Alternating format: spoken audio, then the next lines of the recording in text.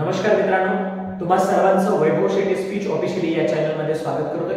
तर मित्रांनो, सगळ्यात महत्त्वाचं तुम्ही इथे पाहताय की आपण आज महत्त्वाचं लेक्चर घेणार आहोत। व्हिएतनाम हे नाव ऐकले का कधी? जेव्हा बघा इंदिरा गांधीचा अमेरिकेवर दौरा 1966 साली होता, त्यावेळेस व्हिएतनाम तुम्ही जर बऱ्याच जणांनी नाव ऐकलं असेल, बऱ्याच जणांना माहिती असेल आणि नाव घेतल्याच्या नंतर बऱ्याचदा त्याची हिस्ट्री सुद्धा तुम्हाला माहिती असेल। जेव्हा आपल्या भारतावर फार मोठा दुष्काळ पडला होता आणि तेव्हा मला असं वाटतं की इंदिरा गांधींनी अमेरिकेकडे मदत मागितली होती, तेव्हा अमेरिका म्हणाले की आम्ही तुम्हाला मदत करतो, पण तुमच्याकडून सुद्धा आम्हाला मदतीची गरज आहे। म्हणजे ती मदतीची गरज म्हणजे आम्हाला व्हिएतनाम देशाला हरवण्यासाठी काहीतरी मदत करा, एवढा मोठा अमेरिका देश असं म्हणतोय। पण त्यावेळेस अनेक एक दोन पॉइंट आहेत, त्यांनी अमेरिके देशांनी एक दोन समजा अटी मांडल्या होत्या, त्याच्यातली मी एक अट सांगेल की तुम्हाला की व्हिएतनाम देशाला हरवण्यासाठी काहीतरी मदत वगैरे करा असं आहे। पण आपल्याला थोडक्यात बघायचं, त्याच्यामुळे मी डिटेल सांगणार नाही। जर तुम्हाला आवश्यकता असेल तर आपण पुढच्या भागामध्ये ते पूर्ण डिटेल सांगेल, का घडलं, कशामुळे घडलं, किंवा 1966 सालीचं सगळं मी तुम्हाला जवळपास तो माहिती देईल याबद्दलची, जर पुढे पाहिजे असेल। पण मला महत्त्वाचा मुद्दा तो याच्यासाठी सांगायचे तुम्हाला लक्षात यावं, नेमकं आयडियोलॉजिकल काय असतो, विचार काय असतो आणि नियोजन काय असतं याच्याबद्दल मला बोलायचं आहे। तर सगळ्यात महत्त्वाचं मित्रांनो, जेव्हा अमेरिकेचं आणि व्हिएतनाम देशाचे भांडण लागले, अर्थात युद्ध झालं सुरू, अर्थात अमेरिका आणि व्हिएतनाम या देशामध्ये युद्ध सुरू झालं आणि युद्ध सुरू झाल्याच्या नंतर मग तर सगळ्यात महत्त्वाचा मुद्दा मी असं सांगेल की व्हिएतनाम जो देश आहे तो क्षेत्रफळानेही खूप लहान आहे। खाली इमेज देईल त्या देशाची, किती छोटा देश आहे आणि लोकसंख्येने सुद्धा तो देश खूप लहान आहे, क्षेत्रफळाने खूप लहान आहे। तुम्हाला ती इमेज बघितल्याच्या नंतर लक्षात येईल, मी खाली इमेज टाकतोय। तर मित्रांनो, या व्हिएतनाम देशाची संख्या सुद्धा खूप कमी आहे, लोकसंख्या, क्षेत्रफळ सुद्धा खूप कमी आहे आणि ज्याला आपण अगदी बल्लाढ्य देश म्हणतो आणि त्या देशाकडे खूप मोठ्या एक विचाराने पाहतो, एक शक्तीने पाहतो। जसं की त्या काळामध्ये मला असं वाटतं की जपानवर त्यांनी अणुबॉम्बचा प्रयोग केला होता, अणुबॉम्ब टाकला होता। तेव्हापासून अमेरिका या देशाचा दरारा अख्ख्या जगावर होता की भयंकर देश आहे, खतरनाक देश आहे, अशी जी इमेज अमेरिकेची तयार झाली होती जपानवर जेव्हा त्यांनी अणुबॉम्बचा प्रयोग केला, अणुबॉम्ब टाकला त्यावेळेचा, आणि अख्खं जग या अमेरिके देशाला घाबरायचं आणि त्यावेळेस या दोघांमध्ये भांडण लागले, अर्थात व्हिएतनाम आणि अमेरिका या दोन्हीमध्ये।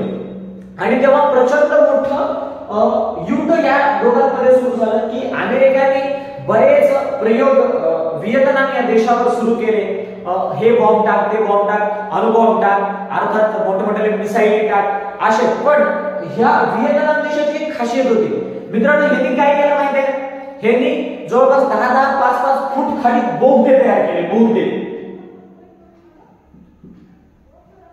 खाली 5-5, 10-10 फूट असे बोगदे तयार केले आणि खाली युद्ध झाले की खाली जाऊन बसायचे। जसं की ज्यावेळेस युद्धाचा प्रसंग आला, वर यायचे, आपले जे शस्त्रास्त्र असतील, बॉम्ब असतील, अशा प्रकारचे अमेरिकेवर हल्ला करायचे, ते झाले की खाली 5-5, 10-10 फूट असणारे जे बोगदे आहेत त्या बोगद्यामध्ये जाऊन बसायचे।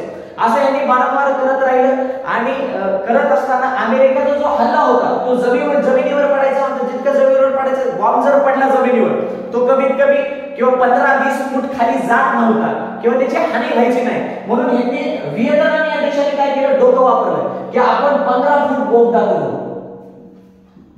15 फूट बोगदा, 20 फूट बोगदा, असे 20-25 फूट जे काय असेल ते खाली बोगदा केले। ज्यावेळेस त्यांना युद्ध खेळायचे अमेरिके बरोबर, तेव्हा त्यांनी काय केलं, वर यायचे, युद्ध खेळायचे, पराभूत करायचे। जेवढे अमेरिकेचे जे सैन्य आहे ते जवळपास व्हिएतनाम या देशामध्ये आल्याच्या नंतर या व्हिएतनाम मधल्या देशातल्या लोकांनी त्यांना पराभव केलं, मारल्याच्या नंतर झालं युद्ध की तो खाली 15-20 फूट जो बोगदा आहे त्या बोगद्यामध्ये जाऊन बसायचे, जेणेकरून कुठली हानी होती, ज्यांनी कुठलाही बॉम्ब जर टाकला तर त्याची हानी आपल्यावर होणे म्हणून ते काय करायचे, 15-20 फूट जे काही बोगदा केलेले आहे त्याच्यामध्ये जाऊन बसायचे। तर मित्रांनो, सगळ्यात महत्त्वाचा प्रश्न, जर ज्या देशाकडे आपण जपानवर जेव्हा अमेरिकेने अणुबॉम्ब टाकला तेव्हा सगळ्यात म्हणजे बल्लाढ्य देश म्हणून त्याच्याकडे बघितलं जायचं अमेरिका. आजही बघा आपण अनेक काही गोष्टींमध्ये बल्लाढ्य देश म्हणून, श्रीमंतीच्या बाबतीत असेल, क्वालिफिकेशनच्या बाबतीत असेल किंवा शास्त्रज्ञांच्या सायंटिस्टच्या बाबतीत असेल, आपण म्हणतो की अमेरिका हा हुशार देश आहे आणि अमेरिकेचं नाव ऐकल्याच्या नंतर आपल्याला वाटतं खरंच फार मोठ्या देशामध्ये माणूस गेलं, किंवा ह्या देशात आपल्याकडे एक मन आहे बघा. काय आपल्याकडे एक मन आहे, मूर्ती लहान पण कीर्ती महान. या देशाचं कसं नाही, व्हिएतनाम खूप छोटा देश आहे, एकदम छोटा. मी तुम्हाला म्हटलं की खाली मी त्या देशाची इमेज देईन किंवा तुम्ही गुगलवर टाकू शकता व्हिएतनाम देशाचं किंवा अमेरिकेचं युद्ध जर टाकलं तर तुमच्या लक्षात येईल. म्हणजे 1966चा जो विचार आहे, सॉरी 20 सन आहे, त्या 20 सन टाकलं तरी तुम्हाला लक्षात येईल जेव्हा आपल्या भारत देशावर सगळ्यात मोठा दुष्काळ पडला होता. इंदिरा गांधी त्यावेळेस पंतप्रधान होत्या, तेव्हा तुम्हाला लक्षात येईल, त्याची सगळी हिस्ट्री आहे. पण मला महत्त्वाचा मुद्दा जो सांगायचा आहे की अमेरिका आणि व्हिएतनाम याच्यामध्ये प्रचंड मोठे युद्ध लागलं, सुरुवात झाली, भांडणं झाली, अटॅक सुरू झाले आणि हे एकमेकांवर अटॅक करायला लागले. पण मित्रांनो यांनी काय केलं, 15-20 फुटाचे बोगदे केल्यामुळे त्यांची फायदेशीर झालं.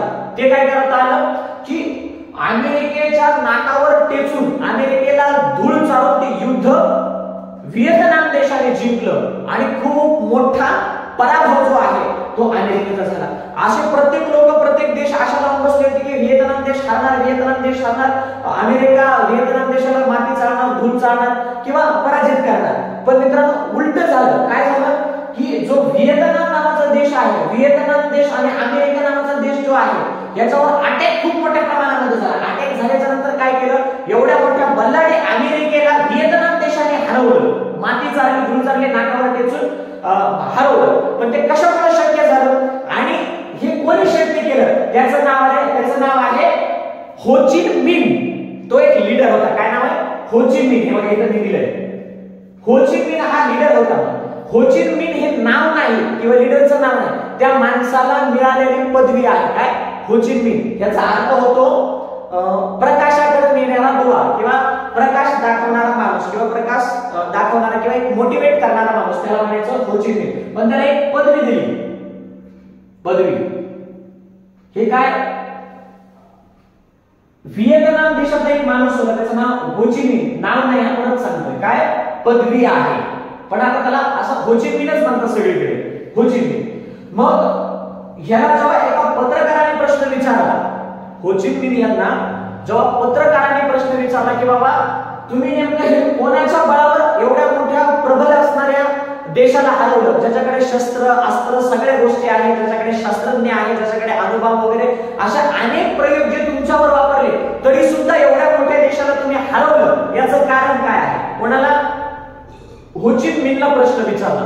मित्रांनो जेव्हा आता एक उदाहरण त्याच्या पलीकडे मी सांगेन तुम्हाला, जेव्हा तुम्हाला एखादं पुस्तक वाचायचं असेल किंवा एखादं कार्य करायचं असेल, एखादा बिझनेस टाकायचा असेल, अर्थात याच्या आधी तुमच्या मित्राने जर बिझनेस केला असेल त्याला विचारता बाबा हे बिझनेस टाकण्याच्या आधी काय करावं लागतं, काय वाचावं लागतं, काय कृत्य करावं लागतं, किती पैसे लागतात, काय वस्तू लागतात, कोणत्या वस्तू लागतात, कोणतं सामान लागतं, हे सगळं विचारून जेव्हा तो डिटेल आपल्याला देईल तेव्हा आपण एखादा बिझनेस टाकतो, धंदा टाकतो आणि त्याच्यामध्ये यशस्वी होतो. म्हणून मित्रांनो तुम्हाला प्रश्न पडला असेल नेमकं व्हिएतनाम देशाने नेमकं वाचलं काय असेल, कोणाचे पुस्तक वाचलं असेल, कोणाचा आयडिया घेतला असेल, कोणाचे विचार घेतले असतील, एवढ्या मोठ्या बल्लाढ्य अमेरिकेसारख्या देशाला हरवलं, पाणी पाजलं, धूळ चालली, एवढा मोठा देश व्हिएतनाम देशापुढे हरतो. म्हणजे व्हिएतनाम म्हणजे लोकसंख्या नाही कमी, क्षेत्रफळानेही कमी आणि जे काही डेव्हलपमेंट आहे, अर्थात डेव्हलपमेंट म्हणण्यापेक्षा आपलं जे बॉम्ब असतील, जे काही युद्धाचं साहित्य असेल ते याच्याकडे कमी असताना सुद्धा एवढ्या मोठ्या अमेरिकेसारख्या देशाला हरवणं म्हणजे काही साधारण गोष्ट नाही मित्रांनो, हे काय. जसं की शिवाजी महाराजांनी काय केलं बाबा, कमी सैन्यामध्ये एवढं मोठं साम्राज्य जिंकलं, साम्राज्य एवढ्या मोठ्या औरंगजेबाला हरवलं, तशा पद्धतीचं. मग जेव्हा ह्या व्हिएतनाम जो आहे या देशातल्या हो ची मिनला एका पत्रकाराने विचारलं की बाबा एवढ्या मोठ्या अमेरिकेला कसं हरवलं तुम्ही, तेव्हा हा हो ची मिन उत्तर देतो की एक भारत देश आहे, भारत देशामध्ये महाराष्ट्र आहे आणि महाराष्ट्रामध्ये एक राजा आहे. काय, महाराष्ट्रामध्ये अर्थात भारत देशामध्ये एक राजा आहे, त्या राजाने त्या काळामध्ये म्हणजे 350 वर्षापूर्वी एक गनिमी कावा वापरला होता. ते गनिमी कावा जशास तसा मी वापरला म्हणून एवढ्या मोठ्या बल्लाढ्य अमेरिकेसारख्या देशाला मला हरवता आलं. पुन्हा तो अजून एक म्हणतो की शिवाजी महाराजांसारखा राजा, छत्रपती शिवाजी महाराजांसारखा राजा जर आमच्या देशामध्ये जर जन्माला आला असता तर आम्ही अख्ख्या जगावर राज्य केलं असतं. त्या राजाचं नाव म्हणजे छत्रपती शिवाजी महाराज.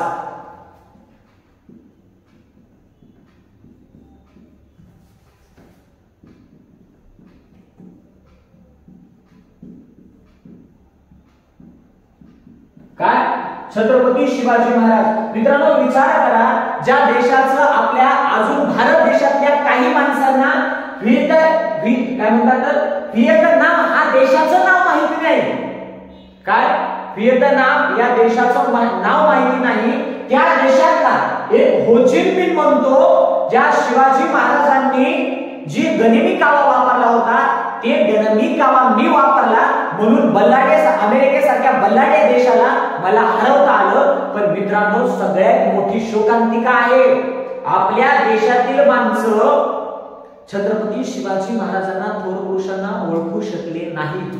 की हा म्हणतो शिवाजी महाराजांसारखा राजा जर आमच्या देशामध्ये जर जन्माला आला असता तर मी जगावर राज्य केलं असतं. काय मोठं उत्तर आहे, काय खाते असेल शिवाजी महाराजांचे, विचार करा. पण मित्रांनो आपण आपल्या महाराष्ट्रामध्ये, आपण आपल्या भारत देशामध्ये छत्रपती शिवरायांचा अपमान करतो.